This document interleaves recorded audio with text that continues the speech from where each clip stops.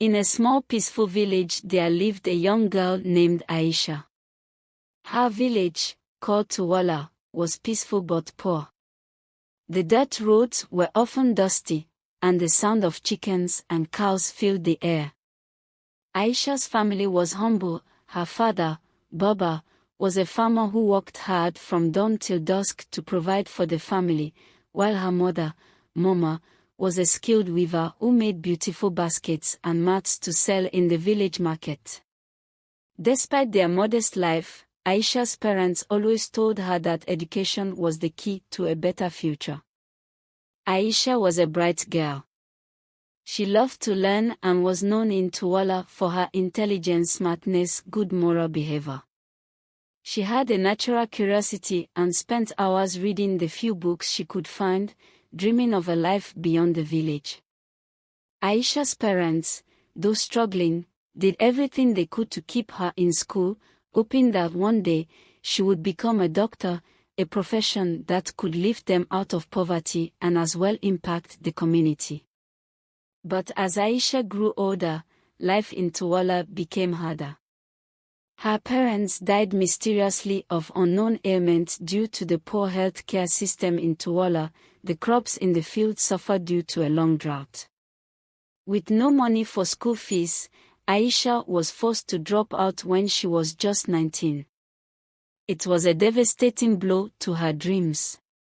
She didn't want to stay in the village, stuck in the same cycle of poverty. But her options were limited. One day, a woman arrived in Tuwala, and Aisha's life took an unexpected turn. The woman, dressed in expensive clothes and wearing a well-groomed appearance, introduced herself as Madam Cash. She spoke with a convincing voice and assured the villagers that she was a businesswoman who could provide jobs for young girls in the city, promising opportunities for better wages and the chance to continue their education. "You can change your life," Madam Cash said, her eyes glinting with a sense of urgency. "Come to the city, work with us, and you'll never have to worry about money again.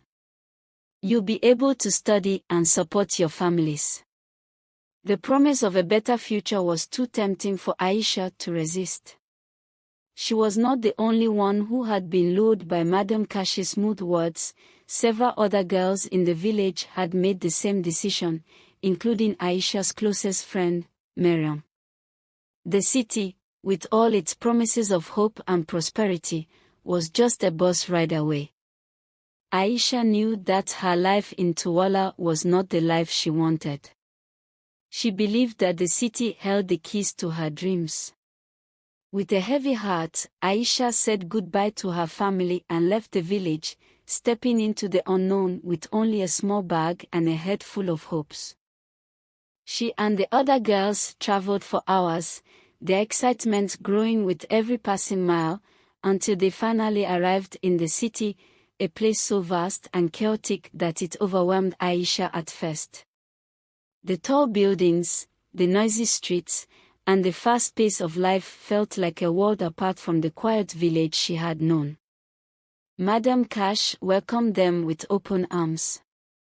She showed them a large house on the outskirts of the city, which she claimed was a training center for the girls. It looked nice on the outside, fancy curtains, expensive furniture, and a large, airy living room. But Aisha soon realized the truth: the house was nothing more than a brothel. The women who lived there were not receiving any job training or education. Instead, they were forced to cater to the whims of wealthy men. Madam Cash controlled everything, from the women's movements to their earnings. Aisha was devastated. She had been deceived. The job that had been promised to her was not one of dignity or opportunity, it was a life of exploitation. For weeks, Aisha was locked in the house with the other girls, all of them too afraid to escape. The men who visited the house treated them like nothing more than commodities, paying Madam Cash for their services. Aisha's heart sank as she realized that she had been sold into a life of despair. The abuse was unrelenting. Madam Cash would frequently berate the girls, calling them lazy or worthless, while forcing them to entertain men who came with money to spend. Aisha felt trapped, her dreams shattered, her spirit broken. Yet, despite the hardships, she never allowed herself to lose her character. She didn't let the cruelty of the situation change who she was. In the midst of the suffering, Aisha clung to the values her parents had instilled in her: kindness, patience, and resilience, and she refused to give in out to these wealthy starved men. Over time, Aisha began to keep to herself, focusing on staying out of trouble. She avoided the worst trouble from Madam Cash, staying quiet and respectful, and never once gave in to the anger or despair that gripped the others. She treated the other girls with kindness, offering words of encouragement when they felt hopeless. She also tried to keep her mind sharp by reading books and keeping a journal of her thoughts.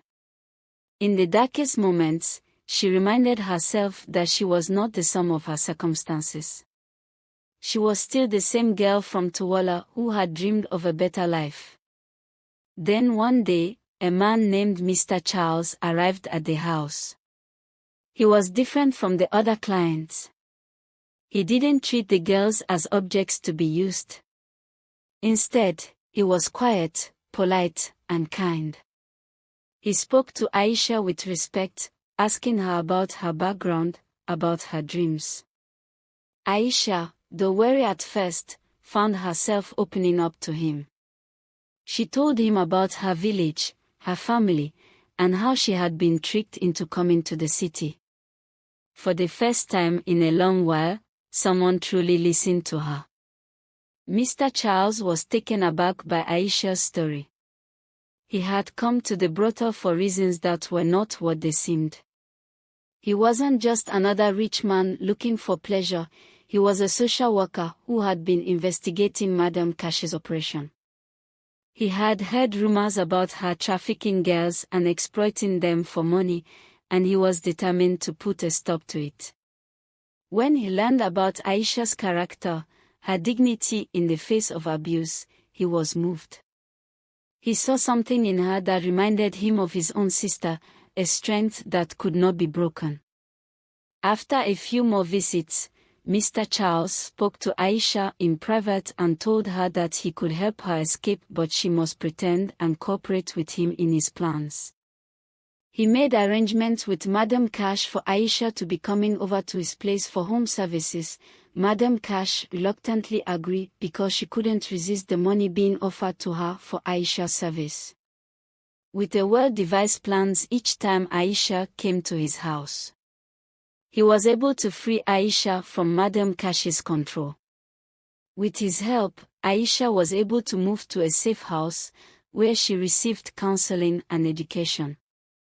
She was able to finish her studies, and with Mr. Charles's support, she eventually became a doctor just like she had dreamed when she was a little girl in Tuwala. Years passed, and Aisha's life changed beyond recognition.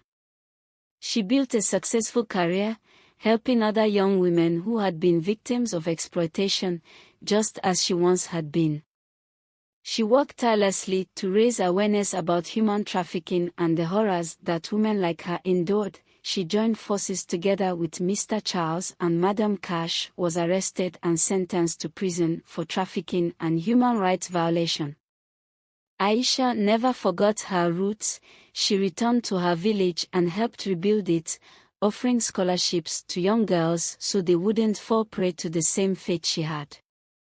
As for Mr. Charles, he remained a constant presence in Aisha's life. They grew close over the years, and eventually, their friendship blossomed into love. They married, and together, they opened a foundation to help girls in rural areas receive education and opportunities for a better future. Aisha's journey had been long and difficult, but through her perseverance and unbreakable character, she overcame the darkest chapter of her life. Her story became one of resilience, hope, and the power of a good heart. And in the end, she proved that no matter how broken a person may seem, with the right support and a strong will, they can rise again and build a life worth living.